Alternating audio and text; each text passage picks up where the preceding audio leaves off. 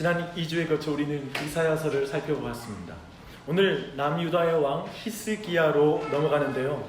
둘의 연결점은 히스기야가 통치하는 시대에 이사야가 활약했다는 것입니다.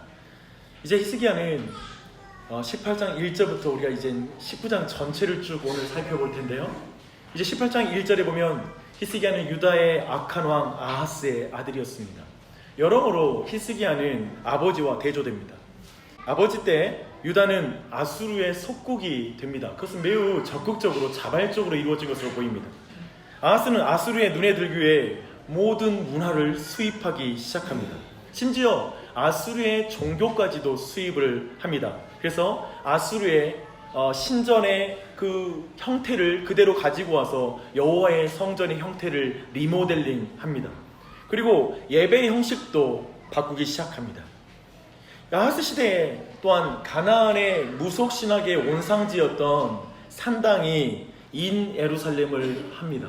그 전까지는 산당이 있었지만 예루살렘 안에는 들어오지 못했었거든요. 그리고 또한 아들을 신에게 불태워주는 인신제사가 이제 국가에 의해서 주도적으로 이루어지게 됩니다. 그래서 이 아하스는 유다의 왕조에서 악한 왕으로 유명하고요. 결국 그가 죽어서 이제 왕조의 묘실에 묻히지 못하는 그런 불명예스러운 왕이기도 합니다. 그런데 히스기야는 이 아버지 아하스의 길과는 반대의 길로 걷습니다. 열왕기에서 요시야와 함께 어떤 조건도 없이 칭찬받는 왕으로 이 히스기야가 등장합니다. 18장 3절을 보니까요, 그는 먼저 다윗의 모든 행위와 같이 여호와 보시기에 정직하게 행했다라고 말하고 있습니다. 여기서 정직하게 행했다는 말은 그가 흠잡을 데 없는 사람이다 라는 그런 의미가 아닙니다. 그의 인생이 전반적으로 하나님과의 관계에서 올바른 태도를 가지고 있다라는 그런 뜻입니다. 마치 다윗이 그랬던 것처럼 히스기야도 실수하고 넘어질 때가 있습니다. 그런데 그의 특징이 뭐냐면 지체 없이 회개합니다. 이것이 중요합니다. 즉 성경이 말하는 정직함, 또 여호와 앞에 정직히 행한다는 뜻은 어떤 실패가 없는 발음이 아니라, 그리고 완벽함이 아니라 자신의 죄를 인정하고 회개하는 것, 그게 여호와 보시기에 정직히 행한다라는 그런 의미입니다. 그래서 18장 4절을 보면 정직히 행했다는 평가 아래에 아버지가 장려한 산당들을 제거하는 것을 우리가 보게 됩니다. 그리고 그 땅에 있던 주상과 아세라상을 제거했다라고 말합니다. 이 주상과 아세라상을 없앴다라는 것은 좀 더 깊은 의미가 있는데요. 이 주상은 남신을 말하고요. 아세라상은 바로 여신을 말합니다. 그래서 기본적으로 그들이 제의를 그리고 예배를 드릴 때 남신과 여신이 교합하여, 즉 남자와 여자가 어떠한 성적인 관계를 통하여 그리고 다산과 번영을 이루는 그러한 종교 시스템이고 그러한 사상이라고 보시면 됩니다. 즉 히스기야는 자신의 욕망과 번영이라는 우상을 가지고 하나님 앞에 나오는 모든 음란한 마음들을 그 백성들 안에서 제거하기 시작한 것입니다. 여기서 주목할 것은 이런 종교개혁이 여호와 앞에서 정직하게 행한다라는 말과 관련이 있다는 거예요. 한번 생각해 보십시오. 곧 이스라엘과 유다 왕들 그 이전 모든 시대에도 산당을 없앤 적은 없었습니다. 그런데 그 모두가 바로잡지 못했던 산당 예배 습관을 바로잡는 것, 아버지가 도입한 번영신학과 말초신경을 자극하는 모든 예배 시스템, 그저 인간이 즐거워하는 예배 시스템을 개혁하는 것, 그리고 하나님을 바로 바라보게 해주었던 그 모세의 노뱀을 이제는 내용으로 그리고 숭배의 대상으로 삼아버린 그 잘못된 전통을 개혁하는 것, 바로 그것이 여호와 보시기에 정직히 행하는 것이죠. 그것이 바로 회개하는 민족적인 회개이기도 하니까 그게 바로 여호와 보시기에 정직한 것입니다. 히스기야는 참으로 가족과 친척 그리고 조상의 실패를 회개하는 자, 바르게 함으로 여호와 보시기에 정직한 자였다라는 평가를 받게 됩니다. 어떠십니까? 우리 또한도 여호와 앞에 정직하게 행한 자라는 그 평가를 받는 은혜가 있길 바랍니다. 이어진 히스기야 왕에 대한 열왕기의 평가는 여호와를 의지하는 왕이라는 거예요. 이게 굉장히 중요해요. 이 의지하다라는 히브리어 동사는 열왕기에서 히스기야에게만 사용되는 특별한 동사입니다. 열왕기 18장부터 20장에 이 단어가 무려 10번이나 등장해요. 그러니까 여호와를 의지하였다라는 말은 히스기야의 트레이드 마크입니다. 여호와를 의지한 사람, 너무 멋진 말이에요. 의지하다란 말은 자신을 내어 맡기는 신뢰와 태도나 행위를 표현할 뿐만 아니라 그것으로부터 크나큰 확신, 그리고 그런 정서까지도 나타납니다. 종합해서 말하면 히스기야는 여호와를 의지하였다라는 그 안에 있는 의미는 그가 자신과 나라의 모든 일을 여호와께 온전히 맡겨드리는 가운데 모든 불안과 두려움에서 벗어나 확신을 가지고 자신에게 맡겨진 왕의 직분을 수행하였다라는 것이 여호와를 의지하였다라는 말의 의미입니다. 그래서 히스기야라는 이름 뜻 자체가 여호와는 나의 힘이라는 말이에요. 여호와의 나의 힘이라는 말 자체가 여호와를 의지하는 것과 관련이 있잖아요. 나는 여호와는 나의 힘입니다. 그 말은 내가 주님을 의지합니다 라는 말과 동일한 말입니다. 참으로 그는 그의 이름과 어울리는 왕이었습니다. 하나님 우리를 보실 때, 그리고 우리 또한도 여호와는 나의 힘입니다 라는 고백을 참으로 드림으로 주님께 영광 돌렸으면 좋겠습니다. 그리고 이제 히스기야는 또한 여호와를 떠나지 않은 왕이라는 평가를 받습니다. 6절을 보십시오. 그가 여호와께 연합하여 그에게서 떠나지 않았다라고 이렇게 말하고 있습니다. 이것을 직역하면 이렇게 직역됩니다.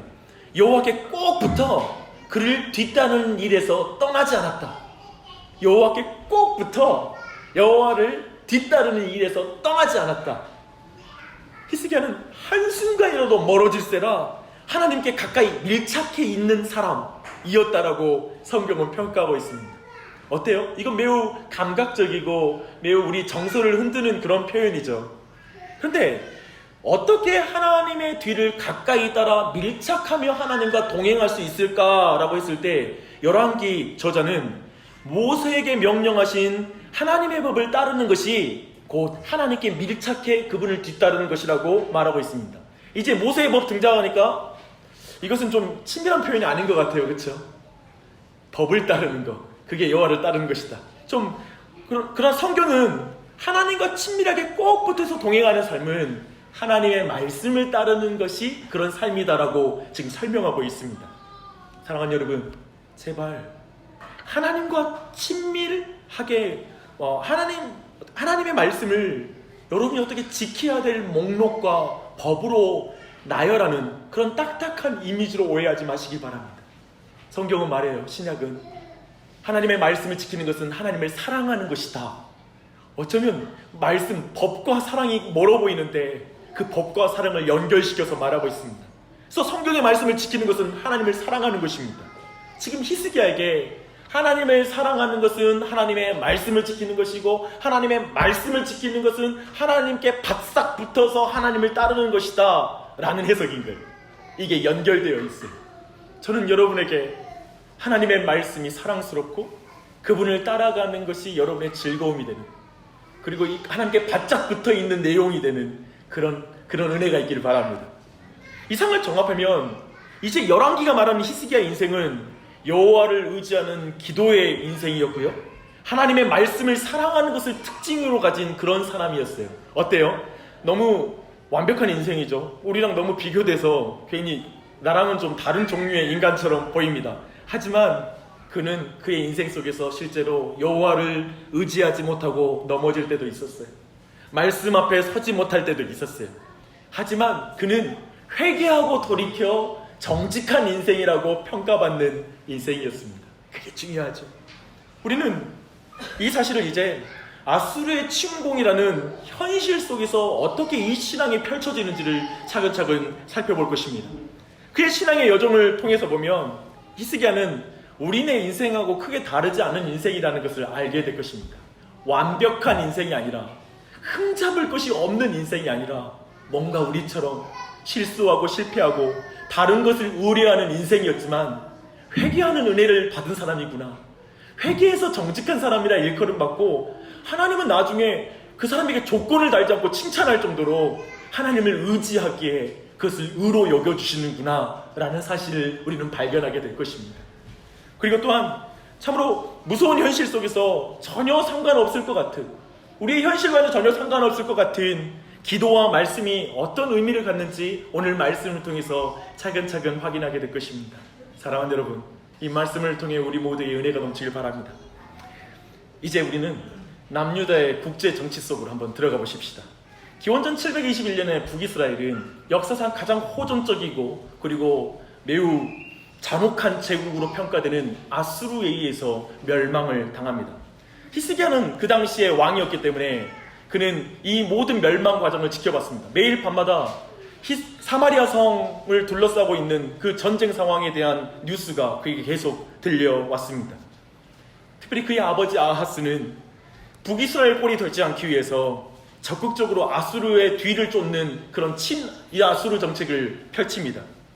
그런데 정치적 감각이 아닌 여호와 하나님에게 더 민감한 히스기야는 기원전 705년 아수르의 왕 사르곤 2세가 죽자 정치적 그 공백기와 혼란기를 틈타서 이제 반역을 합니다.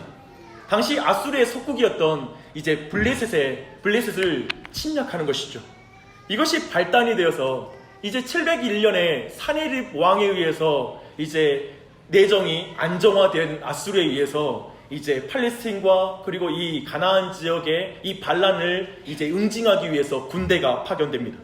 가장 호전적이고 잔혹한 아수르의 군대가 남유다의 서북부 쪽에 있는 군사 요충지인 라기스를 점령하고요. 그리고 이제 이스라엘 성 앞에 왔습니다. 예루살렘 앞에 왔습니다. 이 무서운 현실 앞에 이제 그는 어떻게 반응할까요?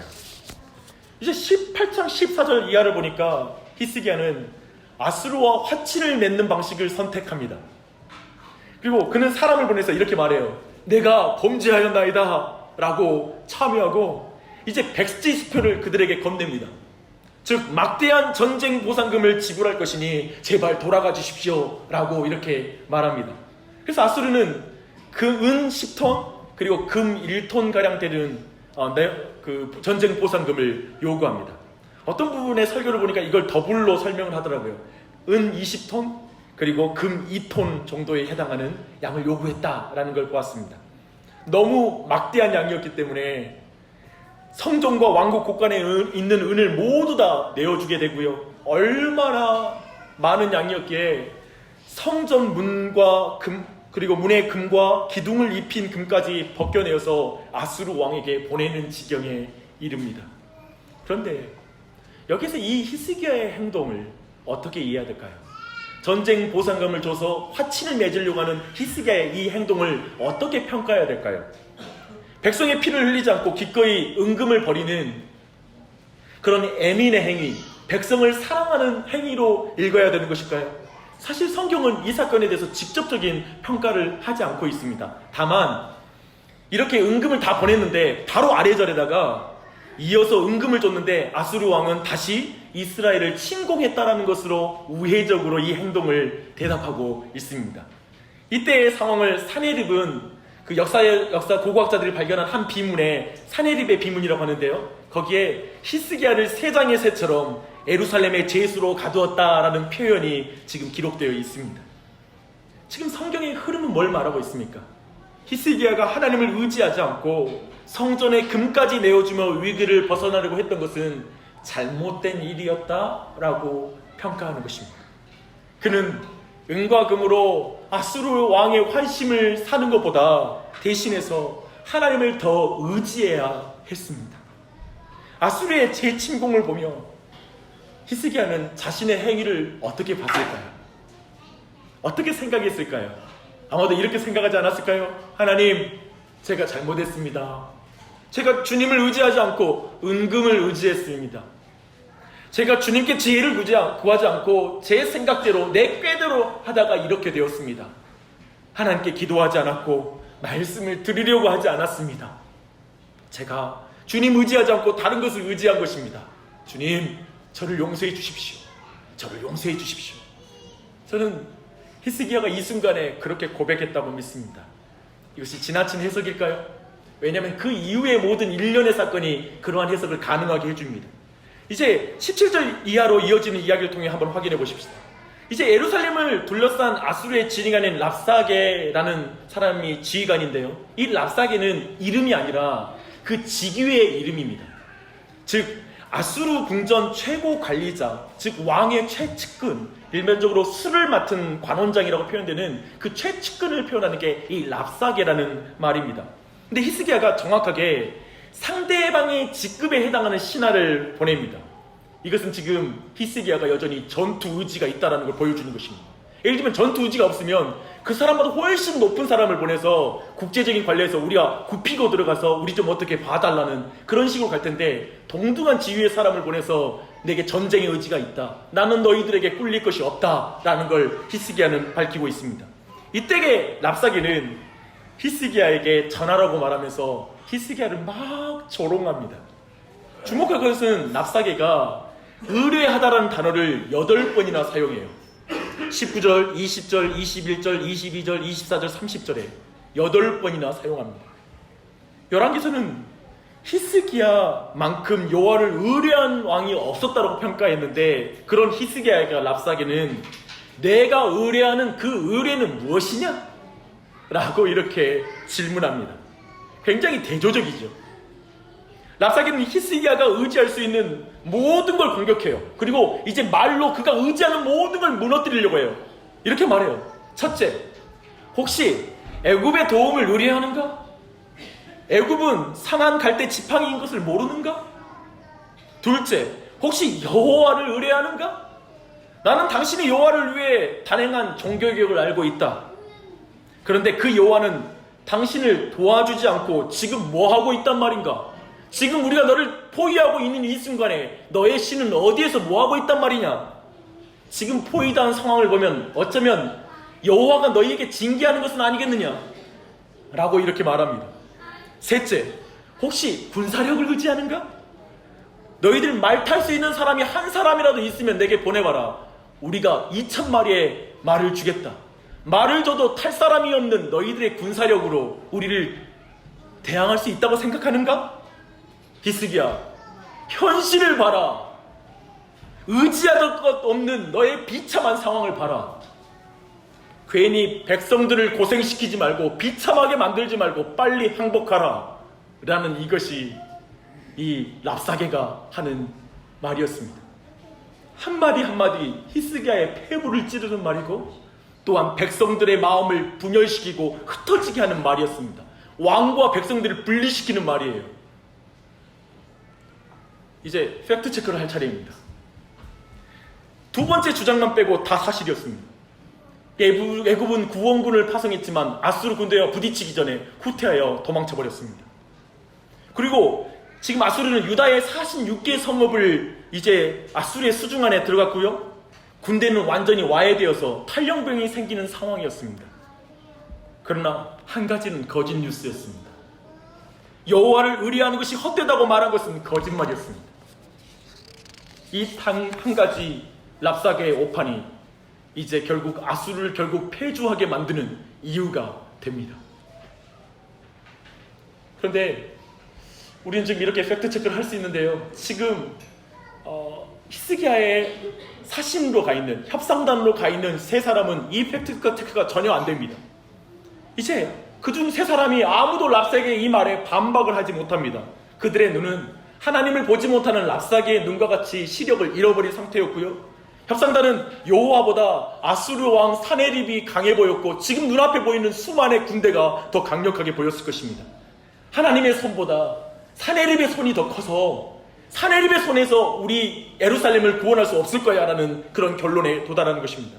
그래서 이 세 명의 사람이 랍사게의 말을 들으면서 다만 이 말이 백성들에게 전달되지 않게 하기 위해서 그걸 막아서는 것 뿐이에요. 왜냐하면 지금 랍사게가 히브리어로 말했거든요. 그러니까 제발 히브리어로 말하지 말고 아람말로 말해라. 우리 백성이 들어서 지금 여호와 신앙으로 지금 겨우 뭉쳐서 성을 지키고 있는데 그 신앙마저 무너질까 너무 겁이 난다 라는 식으로 안절부절하지 못하고 있습니다. 이렇게 협상 대상이 어려워하자 랍사게는 큰 소리로 이스라엘 백성에게 말합니다. 잘 들어보십시오. 대왕 아수르 왕의 말씀을 들으라. 여호와를 의뢰하라고 말하는 히스기야의 말을 듣지 말라. 들으라 듣지 말라. 대왕 아수르의 왕과 이제 지극히 작아진 하나님이라는 왕을 비교해서 말하고 있습니다. 조롱하는 것이죠. 이 말은 지금 이 시대에 그리스도인들에게는 마치 이렇게 말하는 것입니다. 그리스도인들이여 들으라. 보이는 것이 전부인 것을 모르는가? 현실의 말을 들으라. 현실에서 힘은 돈이다. 현실에서 가치 있는 것은 학벌이다. 현실을 움직이는 것은 정치 권력이다. 제발 하나님이라는 망상을 벗어 던지라. 너의 삶을 보라. 하나님이 너희가 언제 밥을 먹여주더냐? 진짜 하나님 너를 도와주더냐? 너의 비참한 현실을 조금이라도 바꿔주더냐? 그 적당한 심리학적 위안 따위는 벗어 던져라. 자기 위안적, 자기 상상 속에 스스로 만들어내는 신의 그 개념 따위는 벗어 던져라. 현실이 신이다. 너희에게 교회를 개혁할 힘이 있느냐? 한국교회를 봐라. 너희는 현실적인 말을 들으라. 뜬구름 없는 실체가 없는 신이라는 하나님의 말씀을 듣지 말라. 그렇게는 너의 인생이 너무 고달프지 않느냐? 그렇게는 너의 삶에 포기하는 게 너무 많지 않느냐? 내가 너에게 보상해 주겠다. 이렇게 말하는 것입니다. 우리는 이런 말에 히스기야의 새 사신처럼 반응하고 있지는 않습니까? 우리도 새 사신처럼 반응하고 있지 않습니까? 이제 기고만장하던 랍사게는 결국 하지 말아야 될 말까지 합니다. 34절이에요. 민족의 모든 신들 중에 누가 그의 땅을 내 손에서 건졌기에 여호와가 예루살렘을 내 손에서 건지겠느냐? 내가 신이다. 내 손에 건질 저 여호와는 내 손에서 결국 너희들 건질 수 없다라고 기고만장하게 말합니다. 하나님 있으면 나와보라고 그래. 내 주먹을 이기는지 한번 보자고. 내 의지를 이기는지 한번 보자고. 하나님이 할 수 있으면 한번 덤벼보라고 해. 어디 나를 한번 이겨보라고 해. 내가 마음 먹어서 안 된 것이 있던가? 난 하는 일마다 잘된 사람이었고 하나님 안 믿어도 난 믿는 사람보다 더 잘 살고 있어. 그러니 너나 잘해. 마치 이렇게 자신에 대한 자신감이 하나님을 앞서 위에 있습니다. 여러분 이런 말을 들어본 적 있습니까? 저는 이 비슷한 말을 우리 가족에게 들어본 적이 있습니다. 저는 그때 제가 느꼈던 느낌으로 히스기야의 감정을 상상해 봅니다. 일찍이 사내리빅에서 많은 은과 금을 보냈던 히스기야는 이 말을 듣고 뭘 느꼈을까요? 히스기야가 느낀 느낌은 아마 히스기야가 이제 보이는 두 가지 행동에서 그 느낌이 잘 표현되고 있습니다. 히스기야는 기도하고 그리고 하나님의 말씀을 들으려고 합니다. 사실 히스기야는 랍사게의 말을 듣고 얼마나 마음이 낙심이 되었겠어요. 조금은 그의 마음을 짐작하게 하는 행동이 있어요. 히스기야는 이제 옷을 찢고 굵은 배를 두르는 행위를 합니다. 사실 이것은 죽음과 같은 무서운 재앙이 당할 때 느끼는 극한 고통을 표현하는 것이기도 하고요. 회개를 의미하는 행위이기도 합니다. 뭐가 그렇게 슬펐을까요? 뭐가 그렇게 속상할까요? 그가 무엇을 회개하는 것일까요? 했을 때 랍사게가 이제 사내립을 대왕이라고 말하고 그 손에서 벗어날 수 없다고 말했으나 히스기야는 이제 자신의 대왕이신 하나님 여호와의 왕궁인 그 전으로 들어갑니다. 19장 1절과 14절에 반복적으로 그는 여호와의 전에 진정한 나의 대왕은 여호와라고 고백하며 그 궁전에 들어갑니다. 그리고 히스기야는 신속하게 이사야 선지자에게 사람을 보내 하나님의 말씀을 듣고자 합니다. 히스기야는 랍사게의 거짓말에 속지 않기 위해 하나님의 진리의 말씀을 들어야 했던 것입니다. 이 급한 행위는 뭘까요? 랍사게의 말에 사로잡히지 않기 위해서 하나님의 말씀을 들어야 됐습니다. 사람은 하나님의 말씀에 사로잡히지 않으면 세상 말에 사로잡히게 되어 있거든요. 그래서 지금 필요한 것은 정치인의 말이 아니라 정치인들의 조언이 아니라 하나님의 말씀이 필요하다고 히스기야는 판단하는 것입니다. 이렇게 신속하게 반응한 이유는 일찍이 그가 경험한 실패 때문일 것입니다. 하나님의 말씀이 필요 없는 것처럼 스스로 은과 금을 의지하여 문제를 풀려고 했을 때 그게 아니라는 걸 그는 뼈저리게 느꼈거든요. 사람의 말과 사람의 지혜 속에 넘어가는 자신을 분명하게 경험했기 때문에 그래서 히스기야와 우리 모두에게 필요한 것은 여호와의 말씀입니다. 사랑하는 여러분, 우리 또한도 여호와의 말씀을 들어야 됩니다. 너는 아수르 왕의 신복에게 들은 바 나를 모욕하는 말 때문에 두려워하지 말라. 두려워하지 마. 세상이 너에 대해서 규정하고 세상이 너에 대해서 말하는 너의 위치를 두려워하지 마. 세상의 유혹 앞에 두려워하지 마. 히스기야는 말합니다. 이제 나는 누구의 말을 의지해야 할지 분명하게 알고 있습니다. 나는 하나님의 말씀을 뒤따라 조금이라도 하나님께 바짝 붙어 있고 싶습니다. 세상 말을 들을 때 나는 하나님으로부터 멀어졌습니다. 그러나 하나님의 말씀을 들을 때만 난 당신 옆에 바짝 붙어 있을 수 있습니다. 사랑하는 여러분, 세상이 얼마나 우리를 말로 두려움을 주고 마음을 상하게 하는지 생각해 보십시오. 얼마나 자주 그걸 경험합니까? 우리는 세상의 말에 모든 감정이 뒤흔들려요. 사람들 작은 평가 한마디만 있으면 머리에서 떠나지 않고 집에 가서 그걸 되씹고 해요. 사람들의 평가에 깊이 낙심할 때가 있어요. 그 세상의 말은, 그 세상의 가치는 여러분을 하나님으로부터 멀어지게 할 것입니다. 하나님으로부터 갈라놓을 것입니다. 히스기야도 한동안 하나님의 말씀을 듣지 않고 자신이 지혜로운 것처럼 살았습니다.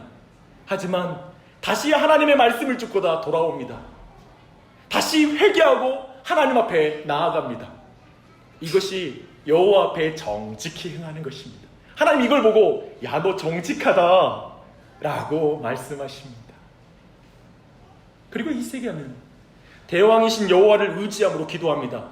이제 전체 오늘 메시지 히스기야의 세 가지 히스기야에 대한 칭찬과 이 모든 사건을 다 더해서 그의 고백을 제가 한번 편집해 봤습니다. 그의 고백은 이런 고백입니다.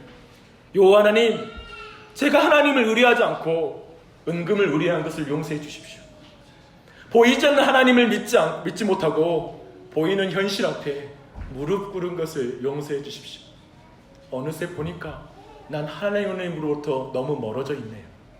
너무 멀어져 있네요. 이제 알겠습니다. 저 랍사게의 말이 저를 깨웁니다. 저 사내립의 편지가 하나님의 마음을 느끼게 합니다. 저들이 말한 대로 제게는 이 상황을 뒤집을 수 있는 일에 돕는 자는 없습니다. 저를 둘러싼 현실을 이길 실력도 제게는 없습니다. 맞습니다. 제게는 아이를 낳을 수 없는 산모처럼 제게는 힘이 없습니다. 너무 비참한 상황입니다. 정말 저들의 말이 맞습니다. 정말 저는 무능합니다. 하지만 저들의 말에 틀린 것이 있습니다. 내가 의뢰할 분이 없다라는 말은 틀린 말입니다. 저는 여호와를 의뢰합니다.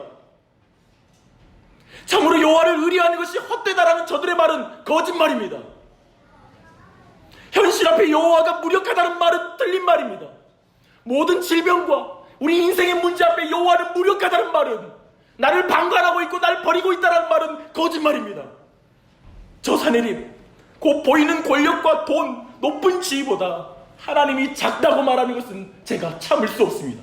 난 그것만은 인정할 수 없습니다. 나 작다고 무시해도 되고, 난 그들에게 비굴해져도 되고, 그들에게 무시당해도 되지만 우리 하나님은 무시당할 뿐 아닙니다.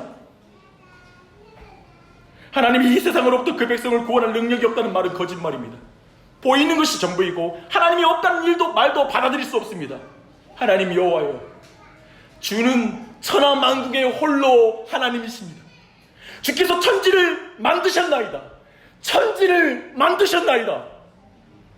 주여, 저 사내립의 말, 세상 권력자의 말, 힘있는 자의 말, 자본의 말, TV 광고의 말, 학벌의 외침, 안정적 직업의 외침, 모든 사회 계급의 외침, 그 모든 외침을 들으시옵소서. 19장 16절 우리 하나님 여호와여, 원하건대 이제 우리를 그의 손에서 구원하여 주시옵소서.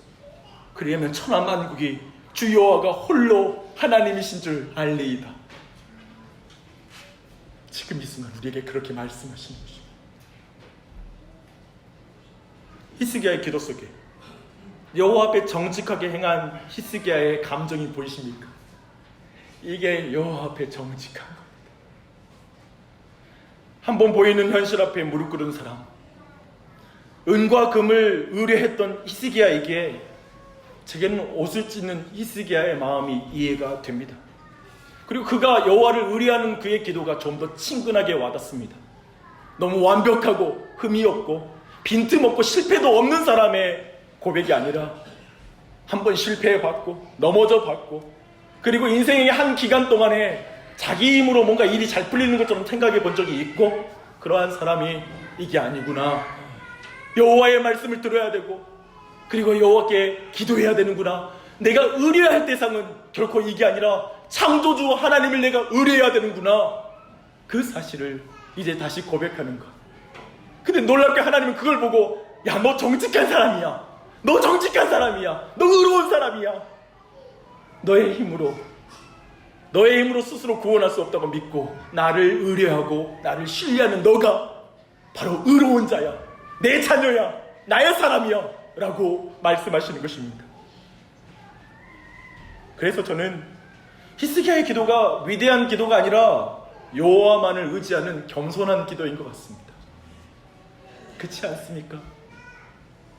지금 이 치열한 현실 속에서 하나님께 이렇게 기도하고 이렇게 말씀 붙잡는 게 우리 볼 때는 위대한 신앙이네요, 놀랍네요 라고 말하지만 사실 그게 아니라 이건 매우 작은 자의 겸손한 기도이고 말씀을 붙잡는 약한 자의 붙잡음인 것입니다. 우리가 그렇잖아요. 우리가 이제 총 뒤에 물러서서 이 사건의 큰 적용 지점을 살펴보십시다. 우리는 공적 영역과 사적 영역이 분리된 사회를 살아가고 있습니다. 무슨 말이냐면 공적인 정치 영역에 사적인 영역인 종교를 가지고 들어오는 것을 매우 혐오하는 시대입니다. 그래서 지금 고대 근동의 이 국제 관계, 즉 아수르, 바벨론, 그리고 애굽, 그리고 이스라엘 사이에 벌어진 이 국제 정세에서 그 배후에 하나님이 계시다고 하는 이런 해석, 그리고 전쟁의 승패가 여호와를 향한 그분과의 관계의 태도에 의해서 전쟁의 승패가 결정된다라고 하는 이러한 관점에 대해서 이런 것들은 현대인들에게 그렇게 와닿지 않습니다. 심지어 교회 안에 있는 사람에게도 크게 와닿지 않는 것입니다. 그래서 오늘날 그리스도인들은 현실은 현실의 방법으로 해결하고 신앙은 개인 영역에서 주일날 예외 드리는 것으로 됐지 내 일상까지 가져오는 건 좀 광신도 같아. 그렇게 말할 수 있습니다. 그런 마음에는 오늘 히스기야의 태도는 너무 비현실적이고 이래서 성경에 나오나 보지. 히스기야가 이런 상황에 이런 터무니없게 기도하고 성전에 들어가서 편지 펴놓고 이런 말도 않은 군사 행동에 대한 반응을 보이는 게 무슨 합리적인 태도야. 근데 사실 우리는 대부분 하나님 믿을 거 믿고 주일날 예배드리고 현실 속인 철저히 세상적인 사고방식과 세상의 가치와 세상적인 어떤 충고와 말들 속에서 두려움에 떨면서 세상 사람과 동일한 교육관과 그리고 동일한 관점을 가지고 우리의 인생을 경영하고 있지는 않습니까? 그걸 정확하게 말하고 있습니다. 저는 그런 우리의 마음이 히스기야에도 동일했다는 걸 주목하기 원합니다. 히스기야 시대에도 우리와 동일했습니다. 보이는 게 전부였습니다.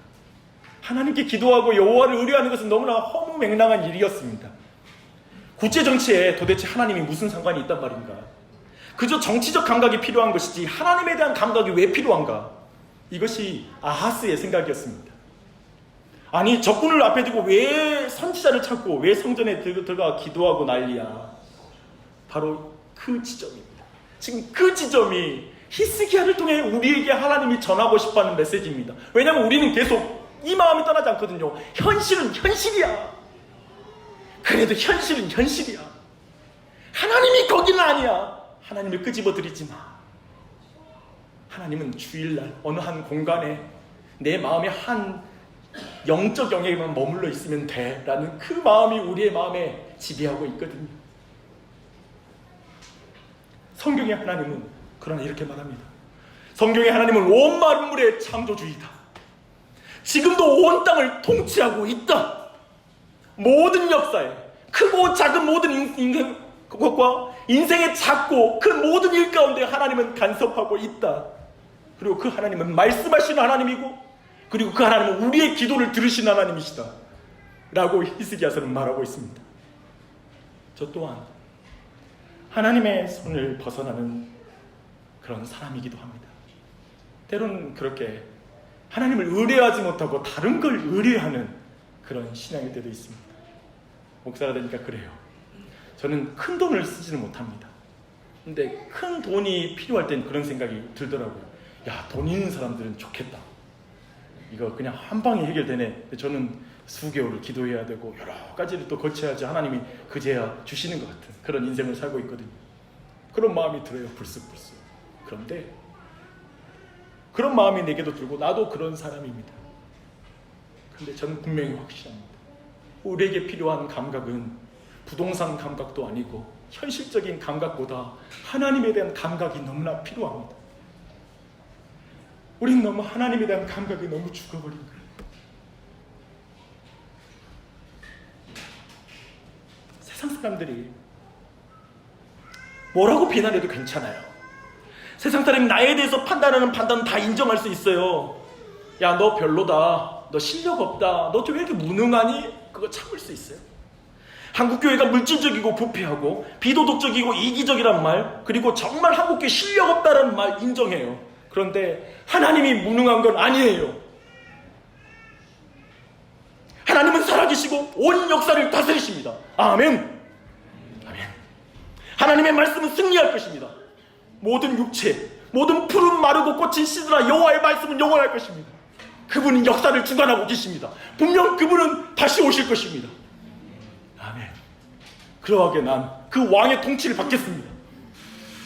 나의 대왕은 여호와 하나님이시지 나의 대왕이 이 세상의 돈도 아니고 이 세상의 학벌도 아닙니다. 나의 대왕, 나의 진정한 왕, 그분은 여호와 하나님이십니다. 바로 이것입니다. 이 자리에 특별히 예수 그리스도를 알지 못하시는 분들을 너무나 축복하고 격려합니다. 기독교 신앙의 복음은 이것입니다. 마치 이 히스기야가 앞과 뒤 어떠한 것을 의지할 것이 없지만 오직 여호와를 의지하여 구원을 받는 것처럼 기독교는 말합니다. 너가 의지하고 너의 행위와 그리고 주변 사람과 너의 노력으로 의지하여 너는 구원받을 수 없다. 오직 하나님만이 너를 구원하신다 라고 성경은 말합니다. 그것이 성경의 복음이죠. 사랑하는 여러분, 또 한 가지를 적용적으로 나눕니다. 치열한 현실 속에 기도와 말씀이 얼마나 무력해 보입니까? 우리는 넘쳐나는 말들 속에서 지쳐 있습니다. 그러나 우리가 진정 이 시대에 들어야 될 말씀은 하나님의 말씀입니다. 또 의뢰하라는 수많은 요구들 속에 있습니다. 돈을 의뢰해, 좋은 차를 의뢰해, 너가 이것을 가지고 이걸 의뢰해 라고 말합니다. 그러나 오직 여호와만이 우리가 의뢰할 뿐입니다. 의지할 뿐입니다. 사랑하는 여러분, 당신이 의뢰하는 것은 무엇입니까? 히스기야의 이 트레이드 마크인 이 메시지를 들어야 돼요. 당신이 의지하는 건 무엇입니까? 당신을 행복하게 해줄 것 같은 그거, 당신을 때론 비참하게 만드는 그거, 아이들에게 유독 내가 화를 내면서 반응하게 만드는 그것이 무엇입니까? 당신의 대왕은 누구입니까? 하나님보다 더 강하게 느껴지는 가치는 무엇입니까? 저는 지금 당신의 과거를 탓함이 아니라 주님께 돌이키라고 말합니다. 주님께 돌이키십시오. 결국 당신이 의지하는 것이 당신을 배신하는 삶을 살지 않고 있지 않습니까? 당신이 사랑하는 그 세상이 당신을 배신하여 마지막에 사망으로 끝난다는 사실을 여러분 인정하지 않습니까? 그러나 우리 구주 예수 그리스도의 공로 앞에 엎드려 하나님께 은혜를 간구하십시오. 주님만 나의 도움이라고 간구하십시오. 그분은 여러분을 의롭다고 부르실 것입니다. 이렇게 말해요. 너 정직하다. 너 정직하다. 오늘날 그리스도인들이 이걸 믿지 못해요. 예수님으로 말미암아 내가 정직한 사람으로 하나님 앞에 있다라는 걸 믿으십시오. 의로워진 것입니다. 너 정직해. 실수가 없어가 아니라 넌 나에 대해 바른 태도를 가지고 있어. 그것이 여러분을 그렇게 보는 것입니다. 그러니 진정 의리할 자를 의지하십시오. 하나님을 의지하는 자는 반드시 기도합니다. 반드시 말씀을 듣습니다. 이걸 잊지 마십시오. 하나님을 의지하는 자는 반드시 기도합니다. 그리고 말씀을 듣습니다. 말씀을 들어야 세상의 말에 사로잡히지 않게 되고 하나님을 의지해야 세상의 지배를 받지 않습니다. 이 히스기야의 은혜가 우리 모두에게 넘치길 축원합니다.